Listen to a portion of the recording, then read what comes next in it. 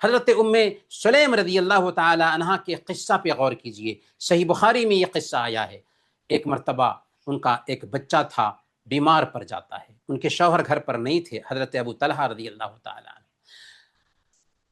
محلے والوں سے کہہ دیا کہ ہمارے شوہر جب آئیں تو کوئی بچے کی موت کے بارے میں نہ بتانا، بچہ وفات پا جاتا ہے، اور بچے کو ڈھانک کر کے رکھ دیتی ہیں، اپنے محلے میں سارے لوگوں کو کہہ دیتی ہیں کہ بچہ کی وفات کی خبر میرے شوہر کو کوئی نہ دے، میں خود بتاؤں گی۔ چنانچہ شوہر آتا ہے، استقبال کرتی ہیں، ان کے لیے کھانا بناتی ہیں، اور جب شوہر پوچھتے ہیں کہ بچہ کیسا ہے، کیونکہ بچہ بیمار تھا، کہا ہو اسکن مکان، پہلے سے زیادہ سکون میں ہے، کیونکہ وفات پا چکا ہے۔ بتایا نہیں لیکن شوہر کو کہ وفات پا چکا ہے۔ کھانا بنایا،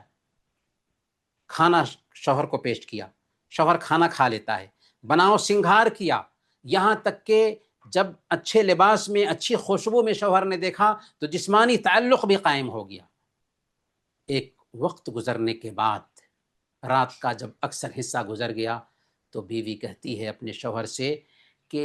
اگر کوئی آدمی کسی کے پاس میں امانت رکھتا ہے اور وہ امانت رکھنے والا اپنی امانت واپس لے کر کے جائے تو کیا امانت رکھنے والے کو کوئی تکلیف ہوگی؟ ابو طلحہ رضی اللہ تعالیٰ عنہ نے کہا کہ نہیں، امانت دوسرے کی تھی، وہ لے کر گیا تو کیا حرج ہے۔ تب حضرت ام سلیم نہایت ہی صبر کرنے والی عورت کہتی ہیں تو پھر ہمارے پاس ہماری اولاد بھی اللہ کے پاس سے امانت تھی، اللہ نے اس کو واپس بلا لیا ہے، چلیے تجہیز و تکفین کا انتظام کیجیے۔ اللہ اکبر، کیسی خاتون ہے یہ، آئیڈیل عورت ہے جو ہمارے سماج میں ایسی آئیڈیل عورتیں ہونی چاہیے۔ اللہ کے نبی صلی اللہ علیہ وسلم کے پاس حضرت ابو طلحہ رضی اللہ تعالیٰ عنہ جاتے ہیں، اللہ کے نبی صلی اللہ علیہ وسلم کو سارا ماجرا سناتے ہیں، اللہ کے نبی صلی اللہ علیہ وسلم دعا دیتے ہیں، بارک اللہ لکما فی لیلتکم،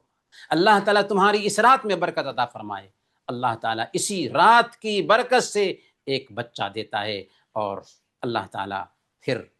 ان کے گھر کو آباد کر دیتا ہے۔